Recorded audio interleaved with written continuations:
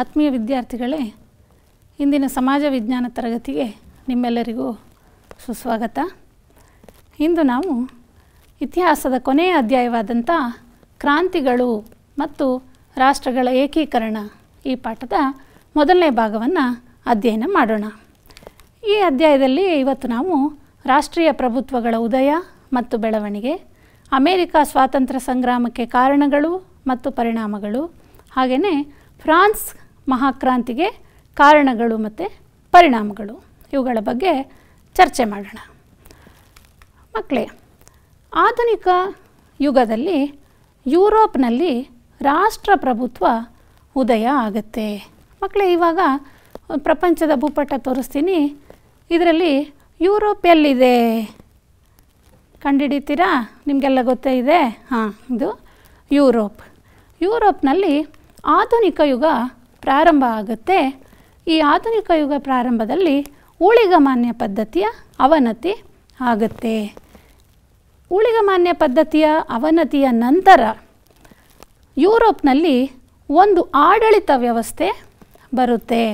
ಅಂದರೆ ಒಂದೇ ಸಂಸ್ಕೃತಿ, ಒಂದೇ ಭಾಷೆ, ಒಂದೇ ಆಚಾರ ವಿಚಾರ ಇವೆಲ್ಲವನ್ನು ಒಳಗೊಂಡಂತಹ ಒಂದು ರಾಷ್ಟ್ರದ ಉದಯ ಆಗಿ ಒಂದು ಆಳ್ವಿಕೆಗೆ ಒಳಪಡುತ್ತೆ.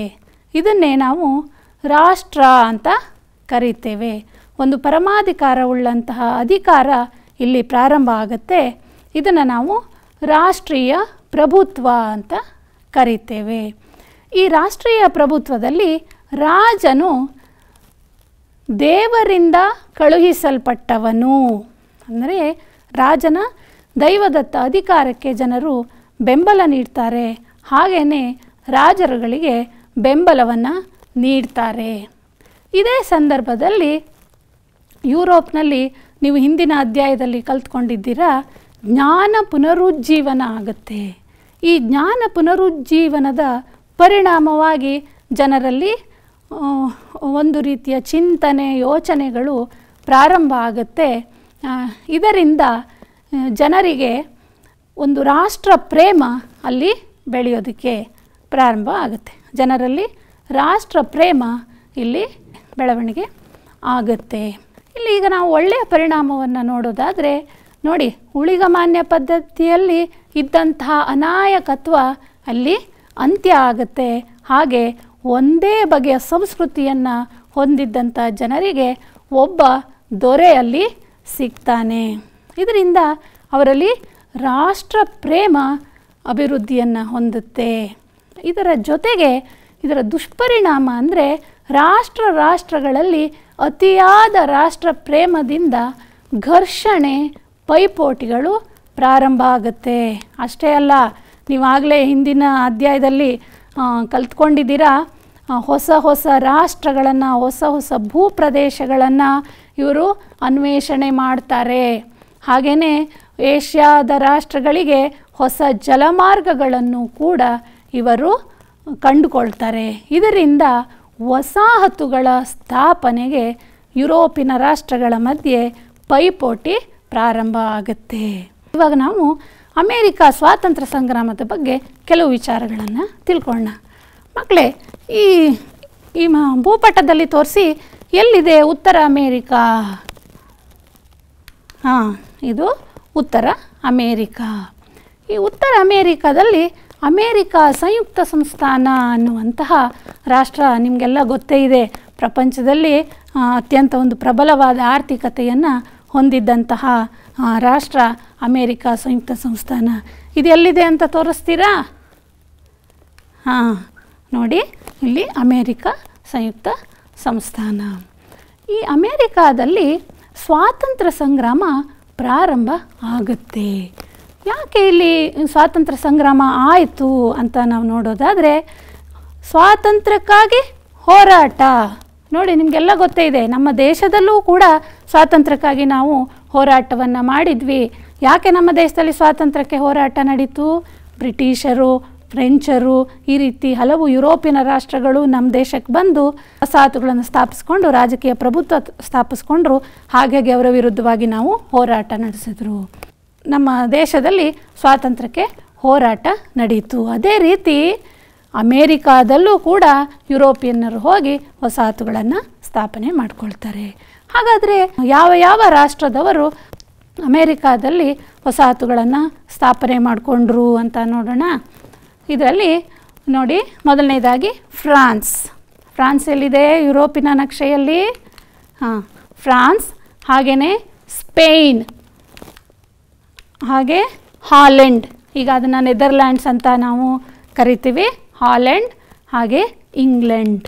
ಈ 4 ರಾಷ್ಟ್ರಗಳು ಅತ್ಯಂತ ಪ್ರಮುಖ ರಾಷ್ಟ್ರಗಳು ಅಮೇರಿಕಾದಲ್ಲಿ ವಸಾಹತುಗಳನ್ನು ಸ್ಥಾಪನೆ ಮಾಡಿಕೊಂಡಿದ್ವು. ಹಾಗೆ ಇಂಗ್ಲೀಷರು ಅಟ್ಲಾಂಟಿಕ್ ತೀರದ ಉದ್ದಕ್ಕೂ 13 ವಸಾಹತುಗಳನ್ನು ಸ್ಥಾಪನೆ ಮಾಡ್ಕೊಳ್ತಾರೆ.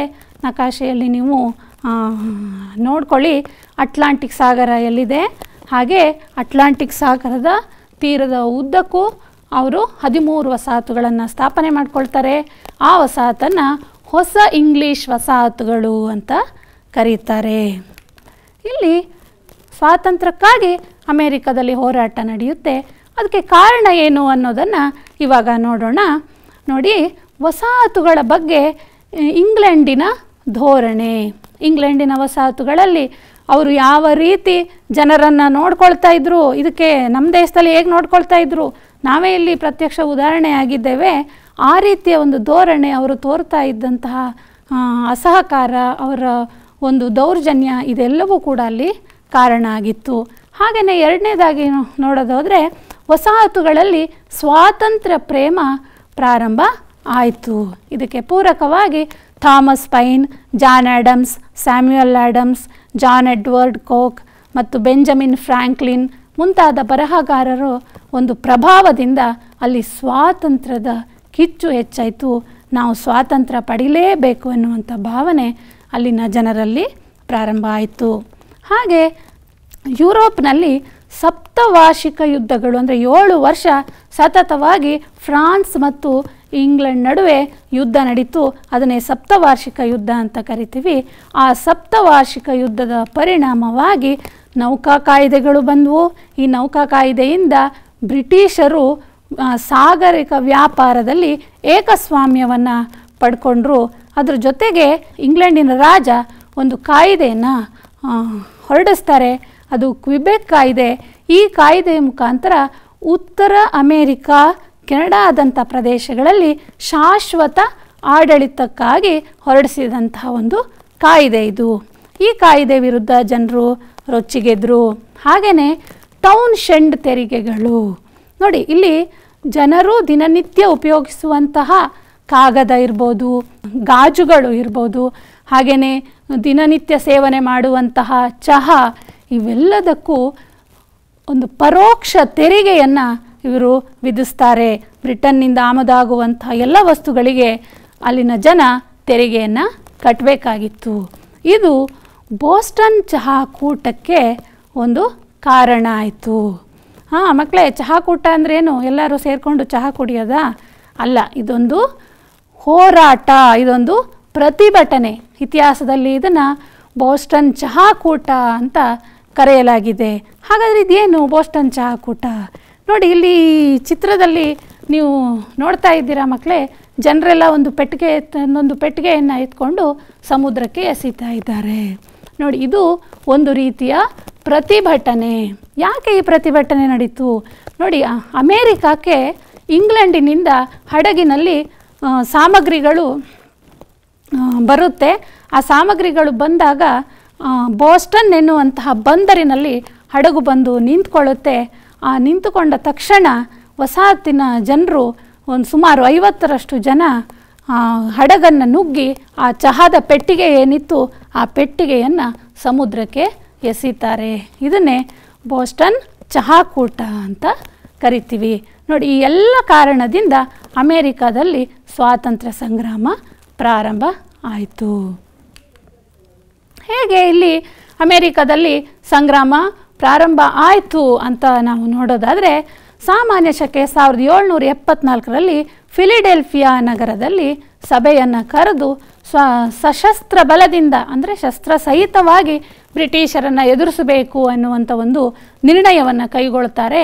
ಈ ಒಂದು ಬೆಳವಣಿಗೆಯನ್ನು ಇಂಗ್ಲೆಂಡಿನ ರಾಜ ಒಂದು ದಂಗೆ ಅಂತ ಘೋಷಣೆ ಮಾಡಿ ಸೈನ್ಯವನ್ನು ಕಳಿಸ್ತಾನೆ. ಅಮೇರಿಕಕ್ಕೆ ಆ ದಂಗೆಯನ್ನು ಅಡಗಿಸಲಿಕ್ಕೆ ಸೈನ್ಯವನ್ನು ಕಳಿಸ್ತಾನೆ. ಆಗ 1775 ಏಪ್ರಿಲ್ 19ರಲ್ಲಿ ಲೆಕ್ಸಿಂಗ್ಟನ್ನಲ್ಲಿ ಅಮೇರಿಕಾದ ಸ್ವಾತಂತ್ರ್ಯ ಸಂಗ್ರಾಮ ಪ್ರಾರಂಭ ಆಗುತ್ತೆ. ಜಾರ್ಜ್ ವಾಷಿಂಗ್ಟನ್ನನ್ನು ಈ ವಸಾಹತುಗಾರರ ಸೈನ್ಯದ ದಂಡನಾಯಕನನ್ನಾಗಿ ನೇಮಕ ಮಾಡಿಕೊಳ್ತಾರೆ. ಮಕ್ಕಳೇ, ನಿಮಗೆಲ್ಲ ಗೊತ್ತಿದೆ ಜಾರ್ಜ್ ವಾಷಿಂಗ್ಟನ್ ಅಮೇರಿಕಾದ ಅಧ್ಯಕ್ಷರಾಗಿದ್ದರು ಅಂತ. ನೋಡಿ, ಈ ಜಾರ್ಜ್ ವಾಷಿಂಗ್ಟನ್ನು ಕೇವಲ ಒಬ್ಬ ತೋಟಗಾರರಾಗಿದ್ದವರು, ವರ್ಜೀನಿಯಾದ ತೋಟಗಾರರು. ಆದರೆ ಇವರು ಫ್ರೆಂಚರ ವಿರುದ್ಧ ನಡೆದಂತಹ ಸಪ್ತವಾರ್ಷಿಕ ಯುದ್ಧದಲ್ಲಿ ಸೈನ್ಯಾಧಿಕಾರಿಯಾಗಿ ಕೀರ್ತಿಯನ್ನು ಪಡ್ಕೊಂಡಿದ್ದರು. ಇವರು ಏನು ಮಾಡ್ತಾರೆ, ಅಮೇರಿಕಕ್ಕೆ ಬಂದು ಅಮೇರಿಕಾದಲ್ಲಿ ಯಾರು ಈ ಸಂಘಟನೆ ಇಲ್ಲದಿದ್ದಂಥ ಅಸಂಘಟಿತ ವಸಾಹತು ಸೈನಿಕರನ್ನು ಸಂಘಟನೆ ಮಾಡಿ ಅವರಿಗೆ ಪ್ರೋತ್ಸಾಹವನ್ನು ತುಂಬಿ ಈ ಹೋರಾಟದಲ್ಲಿ ಭಾಗವಹಿಸುವಂತೆ ಪ್ರೇರೇಪಣೆಯನ್ನು ಮಾಡ್ತಾರೆ. ಹಾಗೆ ಸಾಮಾನ್ಯ ಶಕೆ 1776 ಜುಲೈ 4ರಂದು ಫಿಲಿಡೆಲ್ಫಿಯಾದ ರಾಷ್ಟ್ರೀಯ ಸಭೆಯಲ್ಲಿ ಪ್ರಖ್ಯಾತವಾದಂಥ ಸ್ವಾತಂತ್ರ್ಯ ಘೋಷಣೆಯ ಅಂಗೀಕಾರವನ್ನು ಮಾಡ್ತಾರೆ. ಹಾಗೆ ಎಲ್ಲ ಬ್ರಿಟಿಷರ 13 ವಸಾಹತುಗಳು ತಾಯ್ನಾಡಿನಿಂದ ಸ್ವತಂತ್ರವಾಗಿವೆ ಅಂತ ಅವರೇ ಘೋಷಣೆಯನ್ನು ಮಾಡಿಕೊಳ್ತಾರೆ. ಅಲ್ಲಿಂದ ಯುದ್ಧ ಅಮೇರಿಕಾದಲ್ಲಿ ಪ್ರಾರಂಭ ಆಗುತ್ತೆ. ಅಮೇರಿಕಾದಲ್ಲಿ 5 ವರ್ಷಗಳ ಕಾಲ ಯುದ್ಧ ನಡೆಯುತ್ತೆ. ಪ್ರಾರಂಭದಲ್ಲಿ ವಸಾಹತುಗಳಿಗೆ ಹಿನ್ನಡೆಯಾಯಿತು, ಬ್ರಿಟಿಷರಿಗೆ ಜಯ ಸಿಕ್ತು. ಆದರೆ ನಂತರದಲ್ಲಿ ಸಾರಟೋಗಾ ಯುದ್ಧದಲ್ಲಿ ಬ್ರಿಟಿಷ್ ಸೇನೆಗೆ ಸೋಲಾಯಿತು. ವಸಾಹತುಗಾರರ ಒಂದು ಸುಸಜ್ಜಿತವಾದ ಸಂಘಟಿತವಾದ ಹೋರಾಟದಿಂದ ಈ ಯುದ್ಧದಲ್ಲಿ ಬ್ರಿಟಿಷರ ಸೇನೆಗೆ ಸೋಲಾಯಿತು. ಹಾಗೆ ಜಾರ್ಜ್ ವಾಷಿಂಗ್ಟನ್ ಫ್ರೆಂಚರ ಸೇನೆಯ ಸಹಾಯವನ್ನು ಪಡ್ಕೊಂಡು ಯಾರ್ಕ್ ಟೌನ್ ಎನ್ನುವಂಥ ಪ್ರದೇಶದ ಕದನದಲ್ಲಿ ಬ್ರಿಟಿಷರ ಸೇನೆಗೆ ಸಂಪೂರ್ಣವಾಗಿ ಸೋಲನ್ನು ತೋರಿಸ್ತಾರೆ. ಇದರಿಂದ ಬ್ರಿಟಿಷ್ ಸೇನಾನಿ ಕಾರ್ನ್ವಾಲಿಸ್ ಬೇರೆ ಮಾರ್ಗವಿಲ್ಲದೆ ಶರಣಾಗತಿಯಾಗಿ ಸಾಮಾನ್ಯ ಶಕೆ 1783ರಲ್ಲಿ ಪ್ಯಾರಿಸ್ ಒಪ್ಪಂದವನ್ನು ಮಾಡಿಕೊಂಡು ಅಮೇರಿಕಾಗೆ ಸ್ವಾತಂತ್ರ್ಯವನ್ನು ಘೋಷಣೆ ಮಾಡ್ತಾರೆ. ಬ್ರಿಟನ್ನಿಂದ ಏನು 13 ವಸಾಹತುಗಳು ಇತ್ತು, ಬ್ರಿಟನ್ ಅಡಿಯಲ್ಲಿ 13 ವಸಾಹತುಗಳಿದ್ವು, ಆ ವಸಾಹತುಗಳನ್ನು ಸ್ವತಂತ್ರವಾಗಿವೆ ಅಂತ ಅಂಗೀಕಾರ ಮಾಡ್ತಾರೆ. ಹೀಗಾಗಿ ಅಮೇರಿಕಾದವರಿಗೆ ಸ್ವಾತಂತ್ರ್ಯ ಸಿಗುತ್ತೆ. 1783 ಜುಲೈ 4ರಂದು ಸ್ವಾತಂತ್ರ್ಯ ಘೋಷಣೆ ಮಾಡಿದ್ರಿಂದ ಅಮೇರಿಕನ್ರಿಗೆ ಅದೊಂದು ಮಹತ್ವವಾದ ದಿನವಾಗಿದೆ. ಇಂದಿಗೂ ಸಹ ಪ್ರತಿ ವರ್ಷ ಜುಲೈ 4ನೇ ತಾರೀಕು ಅಮೇರಿಕನ್ನರು ಸ್ವಾತಂತ್ರ್ಯ ದಿನವನ್ನು ಆಚರಣೆ ಮಾಡ್ತಾರೆ. ಹಾಗೆಯೇ 1787ರಲ್ಲಿ ಫಿಲಿಡೆಲ್ಫಿಯಾ ಸಭೆಯಲ್ಲಿ ಜಾರ್ಜ್ ವಾಷಿಂಗ್ಟನ್ರನ್ನು ಅಮೇರಿಕಾ ಸಂಯುಕ್ತ ಸಂಸ್ಥಾನದ ಅಧ್ಯಕ್ಷನನ್ನಾಗಿ ನೇಮಕ ಮಾಡ್ತಾರೆ. ಹಾಗೆಯೇ ಒಂದು ಸಂವಿಧಾನ ರಚನೆಗೂ ಅಲ್ಲಿ ನಿರ್ಣಯ ತೆಗೆದುಕೊಂಡು ಒಂದು ಸಂವಿಧಾನವನ್ನು ರಚನೆ ಮಾಡ್ತಾರೆ. ಅಮೇರಿಕಾ ಸಂಯುಕ್ತ ಸಂಸ್ಥಾನದ ಸಂವಿಧಾನ ಜಗತ್ತಿನ ಪ್ರಥಮ ಲಿಖಿತ ಸಂವಿಧಾನ, ಅಂದರೆ ಬರೆಯಲ್ಪಟ್ಟಂತಹ ಸಂವಿಧಾನ. ಇದಕ್ಕೂ ಮೊದಲು ಬ್ರಿಟನ್ನಿನ ಸಂವಿಧಾನ ಇದೆ, ಆದರೆ ಅದು ಅಲಿಖಿತ ಸಂವಿಧಾನ. ಈ ಅಮೇರಿಕಾ ಸಂಯುಕ್ತ ಸಂಸ್ಥಾನದ ಸಂವಿಧಾನ ಪ್ರಪ್ರಥಮವಾದಂತಹ ಲಿಖಿತ ಸಂವಿಧಾನ ಆಗುತ್ತೆ. ಹಾಗಾದರೆ ಅಮೇರಿಕಾ ಈ ಸ್ವಾತಂತ್ರ್ಯ ಸಂಗ್ರಾಮದ ಪರಿಣಾಮಗಳು ಏನಾದವು ಅಂತ ಇವಾಗ ನೋಡೋಣ. ನೋಡಿ, ಫ್ರಾನ್ಸ್ನಲ್ಲಿ ಮಹಾಕ್ರಾಂತಿ ಆಗುತ್ತೆ. ಆ ಫ್ರಾನ್ಸ್ ಮಹಾಕ್ರಾಂತಿಗೆ ಇದು ಪ್ರಚೋದನೆಯನ್ನು ನೀಡಿತು. ಹಾಗೆ ವಸಾಹತುಗಾರರ ಪಕ್ಷ ವಹಿಸಿ ಹೋರಾಡಿದ ಅನೇಕ ಫ್ರೆಂಚರು ಫ್ರಾನ್ಸಿನ ಮಹಾಕ್ರಾಂತಿಯ ನಾಯಕರಾಗ್ತಾರೆ. ಅಲ್ಲಿ ಕ್ರಾಂತಿಗೆ ಉತ್ತೇಜನವನ್ನು ನೀಡ್ತಾರೆ. ಹಾಗೆಯೇ ಯಾವ ರೀತಿ ಇಂಗ್ಲೆಂಡಿನಿಂದ ಅವರು ಸ್ವಾತಂತ್ರ್ಯವನ್ನು ಪಡ್ಕೊಂಡ್ರೋ ಅದೇ ರೀತಿ ಸ್ಪೇನ್, ಪೋರ್ಚುಗಲ್ ಮುಂತಾದ ವಸಾಹತುಗಳ ಜನರು ಆ ದೇಶದ ವಿರುದ್ಧ ದಂಗೆ ಎದ್ದು ಸ್ವಾತಂತ್ರ್ಯವನ್ನು ಪಡ್ಕೊಳ್ತವೆ. ಹಾಗೆ ಅಮೇರಿಕಾ ಸಂಯುಕ್ತ ಸಂಸ್ಥಾನ ಎನ್ನುವಂಥ ಒಂದು ಹೊಸ ರಾಷ್ಟ್ರದ ಉದಯ ಆಗತ್ತೆ. ಯಾವ 13 ವಸಾಹತುಗಳನ್ನು ಇಂಗ್ಲೀಷರು ಮಾಡಿಕೊಂಡಿದ್ರೋ ಆ 13 ವಸಾಹತುಗಳನ್ನು 13 ರಾಜ್ಯಗಳನ್ನಾಗಿ ಮಾಡಿಕೊಂಡು ಒಂದು ಅಮೇರಿಕಾ ಸಂಯುಕ್ತ ಸಂಸ್ಥಾನ ಎನ್ನುವಂಥ ಹೊಸ ರಾಷ್ಟ್ರದ ಉದಯಕ್ಕೆ ಈ ಸಂಗ್ರಾಮ ಕಾರಣ ಆಗತ್ತೆ. ಮಕ್ಕಳೇ, ಇಷ್ಟೊತ್ತರೆಗೂ ಕಲ್ತಿದ್ದನ್ನು ಒಂದು ಸ್ವಲ್ಪ ಹಾಗೆ ನೆನಪಿಸ್ಕೊಳ್ಳೋಣ. ಉತ್ತರ ಅಮೇರಿಕಾದಲ್ಲಿ ವಸಾಹತುಗಳನ್ನು ಸ್ಥಾಪಿಸಿದ ಪ್ರಮುಖ ದೇಶಗಳು ಯಾವುವು? ನೆನಪು ಮಾಡ್ಕೊಂಡು ಹೇಳಿ. ಫ್ರಾನ್ಸ್, ಸ್ಪೇನ್, ಹಾಲೆಂಡ್ ಮತ್ತು ಇಂಗ್ಲೆಂಡ್. ಎರಡನೇ ಪ್ರಶ್ನೆ, ಸಾಮಾನ್ಯ ಶಕೆ 1783 ಜುಲೈ 4 ಅಮೇರಿಕನ್ನರಿಗೆ ಮಹತ್ವದ ದಿನ ಏಕೆ? ಸರಿಯಾಗಿ ಹೇಳಿದ್ದೀರಾ. ಸಾಮಾನ್ಯ ಶಕೆ 1783 ಜುಲೈ 4ರಂದು ಸ್ವಾತಂತ್ರ್ಯ ಘೋಷಣೆಯನ್ನು ಮಾಡಿದರು ಅಮೇರಿಕಾದಲ್ಲಿ. ಹಾಗಾಗಿ ಆ ದಿನ ಅಮೇರಿಕನ್ನರಿಗೆ ಅತ್ಯಂತ ಮಹತ್ವದ ದಿನ. ಅಮೇರಿಕಾದಲ್ಲಿ ನಡೆದಂಥ ಸಂಗ್ರಾಮದ ಬಗ್ಗೆ ತಿಳ್ಕೊಂಡ್ವಿ. ಈಗ ಫ್ರಾನ್ಸಿನ ಕ್ರಾಂತಿಯ ಬಗ್ಗೆ ಅಧ್ಯಯನವನ್ನು ಮಾಡೋಣ. ನೋಡಿ, ಫ್ರಾನ್ಸ್ನಲ್ಲಿ ಮಹಾಕ್ರಾಂತಿ ಆಗುತ್ತೆ. ಯಾಕೆ ಕ್ರಾಂತಿ ಆಯಿತು ಅಂದಾಗ ಅಲ್ಲಿ ಒಂದು ಕಾರಣ ಇರಲೇಬೇಕಾಗತ್ತೆ. ಎಲ್ಲ ಸಹಜವಾಗಿ ನಡೆದ್ರೆ ಅಲ್ಲಿ ಕ್ರಾಂತಿ ನಡೆಯೋದಿಲ್ಲ. ಆದರೆ ಅಲ್ಲಿ ಕ್ರಾಂತಿ ನಡೆಯುತ್ತೆ ಫ್ರಾನ್ಸ್ನಲ್ಲಿ. ಈ ನಕ್ಷೆಯಲ್ಲಿ, ಯುರೋಪಿನ ಈ ನಕ್ಷೆಯಲ್ಲಿ ಫ್ರಾನ್ಸಲ್ಲಿದೆ. ನೋಡಿ, ಫ್ರಾನ್ಸ್ ಕ್ರಾಂತಿಯ ಉದ್ದೇಶ ಏನು ಅನ್ನೋದನ್ನು ನಾವು ನೋಡೋದಾದರೆ, ತಮ್ಮ ದೊರೆಗಳ ನಿರಂಕುಶ ಪ್ರಭುತ್ವವನ್ನು ಕೊನೆಗಾಣಿಸಿ ಸಮಾನತೆ ಮತ್ತು ಪ್ರಜಾಪ್ರಭುತ್ವದ ತಳಹದಿಯ ಮೇಲೆ ಹೊಸ ಸಾಮಾಜಿಕ ಮತ್ತು ರಾಜಕೀಯ ವ್ಯವಸ್ಥೆಯನ್ನು ಸ್ಥಾಪಿಸುವುದು. ನೋಡಿ, ಈ ಉದ್ದೇಶವನ್ನು ನಾವು ಅವಲೋಕನ ಮಾಡಿದಾಗಲೇ ನಮಗೆ ಗೊತ್ತಾಗುತ್ತೆ ಅಲ್ಲಿ ಸಮಾಜದಲ್ಲಿ ಸಮಾನತೆ ಇರಲಿಲ್ಲ, ಹಾಗೆ ರಾಜಕೀಯ ವ್ಯವಸ್ಥೆಯಲ್ಲಿ ಸುವ್ಯವಸ್ಥಿತವಾಗಿ ಇರಲಿಲ್ಲ. ಹಾಗಾಗಿ ಈ ಒಂದು ಸರಿಯಾದಂಥ ರಾಜಕೀಯ ವ್ಯವಸ್ಥೆಯನ್ನು ಸ್ಥಾಪನೆ ಮಾಡಬೇಕು ಅನ್ನೋ ಉದ್ದೇಶದಿಂದ ಫ್ರಾನ್ಸ್ನಲ್ಲಿ ಕ್ರಾಂತಿ ನಡೆಯಿತು. ಹಾಗಾದರೆ ಈ ಕ್ರಾಂತಿಗೆ ಕಾರಣಗಳನ್ನು ನಾವು ನೋಡೋಣ. ಇಲ್ಲಿ ನಾವು ಹಲವಾರು ಕಾರಣಗಳನ್ನು ಹೇಳ್ಬೋದು. ಸಾಮಾಜಿಕ ಕಾರಣ, ಆರ್ಥಿಕ ಕಾರಣ, ರಾಜಕೀಯ ಕಾರಣ. ಮೊದಲನೇದಾಗಿ ಸಾಮಾಜಿಕ ಕಾರಣಗಳೇನು ಅಂತ ತಿಳ್ಕೊಳ್ಳೋಣ. ಫ್ರಾನ್ಸಿನ ಸಮಾಜ ಆವಾಗ ಹೇಗಿತ್ತು ಅಂದರೆ 3 ವರ್ಗ ಇತ್ತು. ಮೊದಲನೇ ವರ್ಗದಲ್ಲಿ ಪಾದ್ರಿಗಳು, ಎರಡನೇ ವರ್ಗದಲ್ಲಿ ಶ್ರೀಮಂತರು. ನೋಡಿ, ಪಾದ್ರಿಗಳು ಮತ್ತು ಶ್ರೀಮಂತರು ಎರಡೂ ವರ್ಗದವರು ಕೂಡ ಅವರ ಜೀವನದಲ್ಲಿ ಎಲ್ಲ ರೀತಿಯ ಅನುಕೂಲವನ್ನು ಇವರು ಹೊಂದಿದ್ರು. ಎಲ್ಲ ರೀತಿಯ ತೆರಿಗೆಯಿಂದ ಅವರಿಗೆ ವಿನಾಯಿತಿ, ಹೆಚ್ಚಿನ ಆದಾಯ ಇದೆ, ಆದರೆ ಯಾವುದೇ ರೀತಿ ತೆರಿಗೆ ಕಟ್ಟಬೇಕಾಗಿಲ್ಲ. ಐಷಾರಾಮಿ ಜೀವನವನ್ನು ಅವರು ನಡೆಸ್ತಾ ಇದ್ದರು, ಪಾದ್ರಿಗಳು ಮತ್ತು ಶ್ರೀಮಂತರು. ಆದರೆ ಮೂರನೇ ವರ್ಗ ಯಾವುದಿದೆ, ಬುದ್ಧಿಜೀವಿಗಳು, ಕೃಷಿಕರು, ಕಾರ್ಮಿಕರು, ವೃತ್ತಿಪರರು, ಹೀಗೆ ಸಾಮಾನ್ಯ ಜನರನ್ನು ಒಳಗೊಂಡಂತಹ ಮೂರನೇ ವರ್ಗದ ಜನರು ಅತ್ಯಂತ ಶೋಚನೀಯ ಸ್ಥಿತಿಯಲ್ಲಿ ಇದ್ದರು. ಇವರಿಗೆ ಯಾವುದೇ ರೀತಿ ಸೌಲಭ್ಯ ಇರಲಿಲ್ಲ. ಇವರ ಆದಾಯ ಕೂಡ ತೀರಾ ಕಡಿಮೆ ಇತ್ತು. ಹೇಗೆ ಕಡಿಮೆ ಇತ್ತು? ಮುಂದಿನ ವಿಷಯದಲ್ಲಿ ನಾವು ಅಧ್ಯಯನ ಮಾಡೋಣ. ಅವರಿಗೆ ತುಂಬ ಆದಾಯ ಕಡಿಮೆ ಇತ್ತು, ಆದರೆ ಹೆಚ್ಚಿನ ತೆರಿಗೆಗಳನ್ನು ಅವರು ರಾಜನಿಗೆ ಕಟ್ಟಬೇಕಾಗಿತ್ತು. ಈ ರೀತಿ ಕಡಿಮೆ ಆದಾಯ, ಹೆಚ್ಚಿನ ತೆರಿಗೆ, ದುಸ್ಥಿತಿಯ ಜೀವನವನ್ನು ಅವರು ನಡೆಸುವಂತಹ ಸಂದರ್ಭ ಒದಗಿತ್ತು.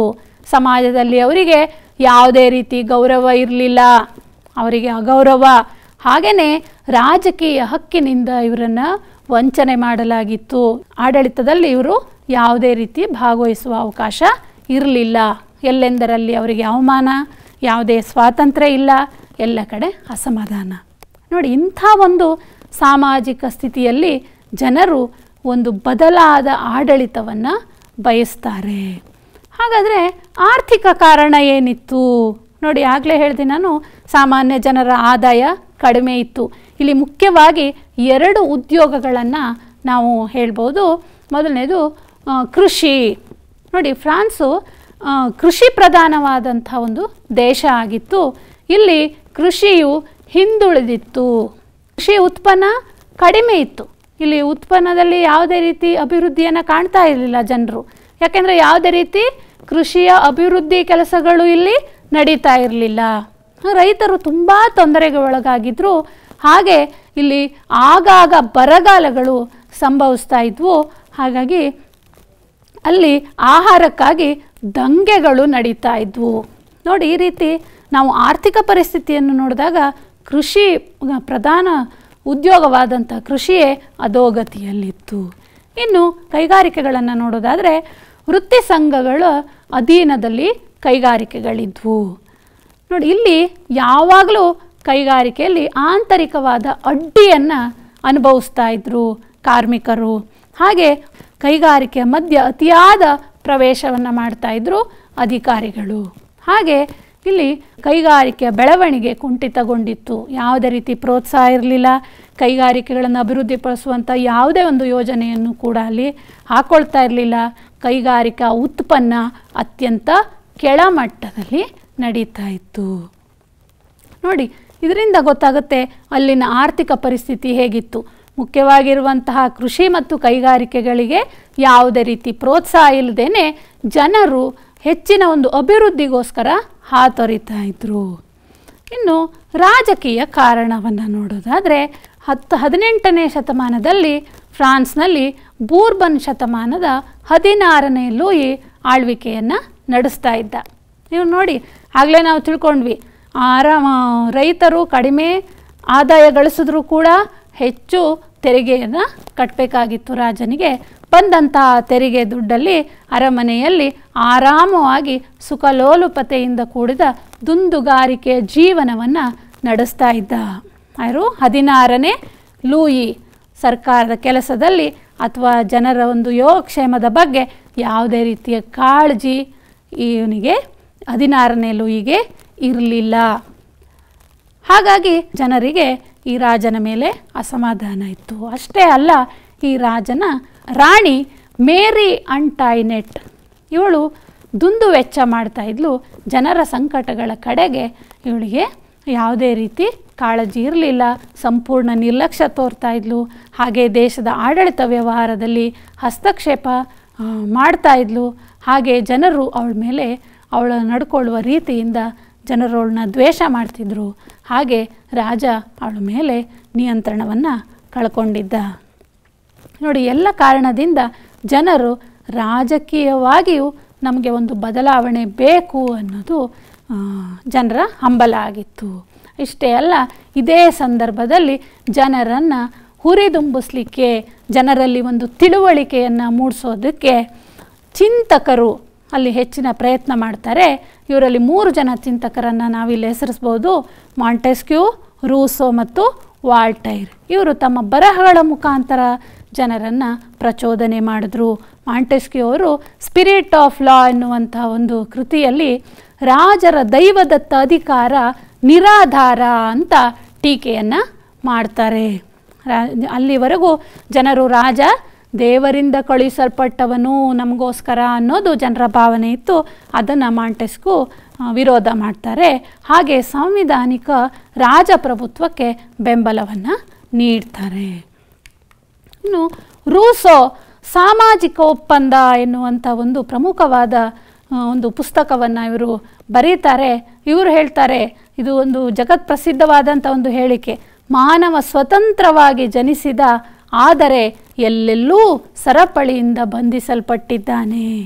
ನೋಡಿ, ಮನುಷ್ಯ ಹುಟ್ಟುವಾಗ ಸ್ವತಂತ್ರವಾಗೇ ಹುಟ್ಟುತ್ತಾನೆ, ಆದರೆ ಈ ಸಮಾಜ ಅವನಿಗೆ ಎಲ್ಲ ಕಡೆ ಸರಪಳಿಯಿಂದ ಬಂಧನವನ್ನು ಮಾಡ್ತಾರೆ. ಈ ಒಂದು ನಮ್ಮ ಸಾಮಾಜಿಕ ಪರಿಸ್ಥಿತಿ ಜನರನ್ನು ಬಂಧಿಸುತ್ತೆ ಅನ್ನುವಂಥ ಒಂದು ವಿಷಯವನ್ನು ಜನರಿಗೆ ತಿಳಿಸಿ ಹೇಳ್ತಾರೆ. ಹಾಗೆ ವಾಲ್ಟೈರ್ ಎನ್ನುವಂಥವರು ಫ್ರಾನ್ಸ್ನಲ್ಲಿ ಪ್ರಚಲಿತವಿದ್ದಂಥ ಸಂಪ್ರದಾಯ, ಏಕಾಚರಣೆ ಹಾಗೂ ಅಂಧಶ್ರದ್ಧೆಯನ್ನು ಖಂಡನೆ ಮಾಡ್ತಾರೆ. ಹಾಗೆ ರೋಮನ್ ಕ್ಯಾಥೋಲಿಕ್ ಚರ್ಚಿನ ಖಂಡನೆ ಮಾಡ್ತಾರೆ. ಹಿಂದಿನ ಅಧ್ಯಾಯದಲ್ಲಿ ನೀವು ಕಲ್ತ್ಕೊಂಡಿದ್ದೀರ ಯಾವ ರೀತಿ ಚರ್ಚು ರಾಜನನ್ನು ನಿಯಂತ್ರಣ ಮಾಡ್ತಾ ಇತ್ತು ಅಂತ. ಅದನ್ನು ಇವರು ವಾಲ್ಟೈರ್ ಖಂಡನೆಯನ್ನು ಮಾಡ್ತಾರೆ. ಈ ರೀತಿ ಚಿಂತಕರ ಪ್ರಭಾವದಿಂದ ಜನರಲ್ಲಿ ಒಂದು ನಮಗೆ ಬದಲಾವಣೆ ಬೇಕು, ನಮಗೆ ಈ ನಿರಂಕುಶ ಪ್ರಭುತ್ವ ಬೇಡ ಅನ್ನುವಂತಹ ಭಾವನೆಯಿಂದ ಜನರು ಕ್ರಾಂತಿಯನ್ನು ಪ್ರಾರಂಭ ಮಾಡ್ತಾರೆ. ಅಷ್ಟೇ ಅಲ್ಲ, ಆಗ್ತಾನೆ ಮುಗಿದಂಥ ಅಮೇರಿಕಾ ಸ್ವಾತಂತ್ರ್ಯ ಸಂಗ್ರಾಮ ಇವ್ರ ಮೇಲೆ ಪ್ರಭಾವ ಬೀರುತ್ತೆ. ನೋಡಿ, ಅಲ್ಲಿ ಭಾಗವಹಿಸಿದಂಥ ಸೈನಿಕರು ಫ್ರೆಂಚ್ ಸೈನಿಕರು ಅಮೆರಿಕ ಸ್ವಾತಂತ್ರ್ಯ ಹೋರಾಟದಲ್ಲಿ ಭಾಗವಹಿಸಿದರು. ಅವರು ತಾಯ್ನಾಡಿಗೆ ಹಿಂದಿರುಗಿ ಈ ಕ್ರಾಂತಿಕಾರಿಗಳಿಗೆ ಅವಶ್ಯಕವಾದಂತಹ ಬಲವನ್ನು ನೀಡ್ತಾರೆ, ಪ್ರೋತ್ಸಾಹ ನೀಡ್ತಾರೆ, ಅವರಿಗೆ ತಮ್ಮ ಸಂಪೂರ್ಣ ಸಹಕಾರವನ್ನು ಕೊಡ್ತಾರೆ. ನೋಡಿ, ಈ ರೀತಿ ಫ್ರಾನ್ಸ್ನಲ್ಲಿ ಕ್ರಾಂತಿ ಪ್ರಾರಂಭ ಆಗುತ್ತೆ. ಇದೆಲ್ಲ ಸಂದರ್ಭದಲ್ಲಿ ಜನ ಯಾವಾಗ ರಾಜನ ವಿರುದ್ಧ ದಂಗೆ ಏಳೋದಕ್ಕೆ ಶುರು ಮಾಡ್ತಾರೋ ಆಗ 16ನೇ ಲೂಯಿ ಬೇರೆ ವಿಧಿ ಇಲ್ಲದೆ ಸ್ಟೇಟ್ ಜನರಲ್ ಎಂಬ ಫ್ರಾನ್ಸಿನ ಶಾಸಕಾಂಗ ಸಭೆಯನ್ನು ಕರೀತಾನೆ. ಸಾಮಾನ್ಯ ಶಕೆ 1789 ಇಸ್ವಿ ಜುಲೈ 14ರಂದು ಬಾಸ್ಟೈಲ್ ಎಂಬ ರಾಜ್ಯ ಬಂದಿಖಾನೆಯ ಮೇಲೆ ಜನ ದಾಳಿ ಮಾಡಿ ಅಲ್ಲಿನ ಕೈದಿಗಳನ್ನು ಬಿಡುಗಡೆ ಮಾಡ್ತಾರೆ. ಹಾಗೆ ನಿರಂಕುಶ ಪ್ರಭುತ್ವಕ್ಕೆ ಅಂತ್ಯವನ್ನು ಹಾಡ್ತಾರೆ. 1789 ಆಗಸ್ಟ್ 27ರಂದು ಮಾನವನ ಮತ್ತು ಪೌರನ ಹಕ್ಕುಗಳ ಘೋಷಣೆಯನ್ನು ಅಂಗೀಕಾರ ಮಾಡ್ತಾರೆ. ಹಾಗೆ ರಾಜತ್ವವನ್ನು ತೆಗೆದುಹಾಕಿ ಗಣರಾಜ್ಯ ಅಲ್ಲಿ ಸ್ಥಾಪನೆ ಆಗುತ್ತೆ. ಈ ಸಂದರ್ಭದಲ್ಲಿ ಕ್ರಾಂತಿಯು ಹಿಂಸಾತ್ಮಕ ರೂಪವನ್ನು ತಾಳಿ ಜಾಕೋಬಿಯನ್ನರು ಎನ್ನುವಂಥ ಒಂದು ಗುಂಪು ರಾಜನನ್ನು ಅಧಿಕಾರದಿಂದ ಕೆಳಗಿಳಿಸಿ ಅಧಿಕಾರವನ್ನು ಕೈಗೆತ್ತಿಕೊಳ್ತಾರೆ. ಹಾಗೆ ಇದರ ನಾಯಕ ರೊಬೇಸ್ಪಿಯರ್ ರಾಜಪ್ರಭುತ್ವದ ಪರ ಯಾರು ಇದ್ದಾರೋ ಮತ್ತು ಪ್ರಚೋದನೆ ಕೊಡುವಂತಹ ಶಂಕಿತ ವ್ಯಕ್ತಿಗಳು ಯಾರಿರ್ತಾರೋ ಅವರ ಹತ್ಯೆಗಾಗಿ ಒಂದು ಯಂತ್ರವನ್ನು ಆವಿಷ್ಕಾರ ಮಾಡಿದ್ರು, ಗಿಲೋಟಿನ್ ಎನ್ನುವಂಥ ಯಂತ್ರ. ಆ ಯಂತ್ರಕ್ಕೆ ಯಾರು ಈ ಸಂಶಯಾಸ್ಪದ ವ್ಯಕ್ತಿಗಳಿರ್ತಾರೆ ಅವರನ್ನು ಬಲಿ ನೀಡ್ತಾರೆ. ನೋಡಿ, ಈ ರೀತಿ ಒಂದು ಉಗ್ರವಾದಂಥ ಹೋರಾಟ ಫ್ರಾನ್ಸ್ನಲ್ಲಿ ನಡೆಯುತ್ತೆ. ಇದರ ಪರಿಣಾಮವನ್ನು ನಾವು ಹೇಳೋದಾದರೆ ಊಳಿಗಮಾನ್ಯ ಪದ್ಧತಿಯಲ್ಲಿ ನಾಶ ಆಗತ್ತೆ. ಹಾಗೆ ಪಾದ್ರಿಗಳು ಮತ್ತು ಶ್ರೀಮಂತರು ಹೊಂದಿದ್ದ ವಿಶೇಷ ಅಧಿಕಾರ ಸವಲತ್ತುಗಳು ರದ್ದಾಗುತ್ತೆ. ಹಾಗೆ ಶ್ರೀಮಂತರ ಭೂಮಿಯನ್ನು ಕಸಿದುಕೊಂಡು ರಾಜ್ಯಕ್ಕೆ ಸೇರಿಸಿಕೊಳ್ತಾರೆ. ಹಾಗೆ ಚರ್ಚು ರಾಜ್ಯಕ್ಕೆ ಅಧೀನವಾಗುತ್ತೆ. ಅಲ್ಲಿವರೆಗೂ ಚರ್ಚು ರಾಜನನ್ನು ನಿಯಂತ್ರಣ ಮಾಡ್ತಾ ಇತ್ತು. ಆಗಿನಿಂದ ಚರ್ಚು ರಾಜ್ಯಕ್ಕೆ ಅಧೀನವಾಯಿತು. ಹಾಗೆ ದೇಶದಾದ್ಯಂತ ಒಂದೇ ರೀತಿಯ ಆಡಳಿತ ಕ್ರಮ ಜಾರಿಗೆ ಬರುತ್ತೆ. ಹಾಗೆ ನೋಡಿ, ಇಡೀ ಪ್ರಪಂಚದಲ್ಲಿ ಪ್ರಸಿದ್ಧವಾದಂತಹ ಘೋಷಣೆಗಳು ಸ್ವಾತಂತ್ರ್ಯ, ಸಮಾನತೆ ಮತ್ತು ಭ್ರಾತೃತ್ವ ಈ ತತ್ವಗಳ ಪ್ರೇರಿತ ಹಕ್ಕುಗಳಲ್ಲಿ ದೊರೆತು ಇದು ಇಡೀ ಪ್ರಪಂಚಕ್ಕೆ ಇನ್ನೊಂದು ಹೋರಾಟದ ಕಿಚ್ಚನ್ನು ಹೆಚ್ಚಿಸಲಿಕ್ಕೆ ಒಂದು ಮಾರ್ಗ ಆಯಿತು. ಯಾವುದು? ಸ್ವಾತಂತ್ರ್ಯ, ಸಮಾನತೆ ಮತ್ತು ಭ್ರಾತೃತ್ವ. ನೋಡಿ ಮಕ್ಕಳೇ, ಇಷ್ಟೊತ್ತವರೆಗೂ ನಾವು ಫ್ರಾನ್ಸ್ ಕ್ರಾಂತಿಯ ಬಗ್ಗೆ ತಿಳ್ಕೊಂಡ್ವಿ. ಈ ಕೆಲವು ವಿಚಾರವನ್ನು ಈಗ ನೆನಪು ಮಾಡ್ಕೊಳ್ಳೋಣ. ಫ್ರಾನ್ಸ್ ಕ್ರಾಂತಿಯ ಸಂದರ್ಭದಲ್ಲಿ ಫ್ರಾನ್ಸನ್ನು ಆಳ್ತಾ ಇದ್ದಂತಹ ದೊರೆ ಯಾರು? ಬೂರ್ಬನ್ ಮನೆತನದ 16ನೇ ಲೂಯಿ. ಸ್ಪಿರಿಟ್ ಆಫ್ ಲಾ ಕೃತಿಯನ್ನು ಬರೆದವರು ಯಾರು? ಮಾಂಟೆಸ್ಕ್ಯೂ. ಮಾನವ ಸ್ವತಂತ್ರವಾಗಿ ಜನಿಸಿದ, ಆದರೆ ಎಲ್ಲೆಲ್ಲೂ ಸರಪಳಿಯಿಂದ ಬಂಧಿಸಲ್ಪಟ್ಟಿದ್ದಾನೆ. ಇದನ್ನು ಹೇಳಿದಂಥ ಫ್ರೆಂಚ್ ಚಿಂತಕ ಯಾರು? ರೂಸೋ. ಹಾಗೆ ಮಾನವನ ಮತ್ತು ಪೌರನ ಹಕ್ಕುಗಳ ಘೋಷಣೆಯನ್ನು ಫ್ರಾನ್ಸ್ ಯಾವಾಗ ಅಂಗೀಕರಿಸಿತು? ಸಾಮಾನ್ಯ ಶಕೆ 1789 ಆಗಸ್ಟ್ 27ರಂದು ಮಾನವನ ಮತ್ತು ಪೌರನ ಹಕ್ಕುಗಳನ್ನು ಫ್ರಾನ್ಸ್ ಅಂಗೀಕಾರ ಮಾಡಿತು. ಮಕ್ಕಳೇ, ಇಷ್ಟೊತ್ತವರೆಗೂ ಕಲ್ತ್ಕೊಂಡಿದ್ದೀರಾ? ಈಗ ಕೆಲವು ಪ್ರಶ್ನೆಯನ್ನು ಕೊಡ್ತೀನಿ. ಈ ಪ್ರಶ್ನೆಗಳನ್ನು ಬರ್ಕೊಂಡು ನಿಮ್ಮ ಪಠ್ಯಪುಸ್ತಕದಲ್ಲಿ ಪಾಠವನ್ನು ಅಧ್ಯಯನ ಮಾಡಿಕೊಂಡು ಈ ಪ್ರಶ್ನೆಗೆ ಉತ್ತರ ಬರೆದು ನಿಮ್ಮ ಶಿಕ್ಷಕರಿಗೆ ತೋರಿಸಿ. ಮಕ್ಕಳೇ, ಇಷ್ಟೊತ್ತವರೆಗೂ ನೀವು ಅಮೇರಿಕಾ ಸ್ವಾತಂತ್ರ್ಯ ಸಂಗ್ರಾಮ ಹಾಗೂ ಫ್ರಾನ್ಸಿನ ಮಹಾಕ್ರಾಂತಿ ಬಗ್ಗೆ ತಿಳ್ಕೊಂಡ್ವಿ. ಈ ಪಾಠದ ಮುಂದಿನ ಭಾಗ ಏಕೀಕರಣದ ಬಗ್ಗೆ ಮುಂದಿನ ತರಗತಿಯಲ್ಲಿ ಅಧ್ಯಯನ ಮಾಡೋಣ. ಧನ್ಯವಾದಗಳು.